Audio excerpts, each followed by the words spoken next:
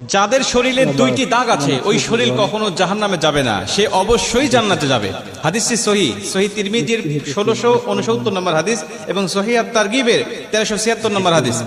হযরত আবু উমামা রাদিয়াল্লাহু তাআলা আনহু হাদিসটা বর্ণনা করেছেন। রাসূল সাল্লাল্লাহু আলাইহি ওয়াসাল্লাম বলেন, যাদের শরীরে দুইটা দাগ আছে এবং যাদের শরীর থেকে 2 ফোঁটা তরল পদার্থ নির্গত হয় ওই শরীর কখনো জাহান্নামে যাবে না, সে অবশ্যই জান্নাতে যাবে এবং আল্লাহ পাকের কাছে এই শরীরটা সবচেয়ে প্রিয় শরীর। রাসূল সাল্লাল্লাহু আলাইহি ওয়াসাল্লাম বলেন, 1 নম্বর দাগ হলো যে ব্যক্তি জিহাদের ময়দানে আল্লাহকে খুশি করার জন্য, আল্লাহর দ্বীন কায়েম করার জন্য অথবা আল্লাহর সন্তুষ্টির জন্য যে ব্যক্তি বাতিলের মোকাবেলা করতে গিয়ে শত্রু পক্ষের আঘাতে তার শরীরে ছোট্ট একটা দাগও যদি বসে যায়, এই দাগটা কিয়ামতের ময়দানে সুপারিশ করে বা এই দাগটা থাকার কারণে কিয়ামতের ময়দানে আল্লাহ পাক তাকে জান্নাতে দিয়ে দিবে। নবীজি সাল্লাল্লাহু আলাইহি ওয়াসাল্লাম বলেন, 2 নম্বরে ফরজ ইবাদত সমূহের কোন একটি দাগ যদি তার শরীরে দেখা যায়, যেমন নামাজ পড়তে পড়তে সেজদা দিতে দিতে কপালে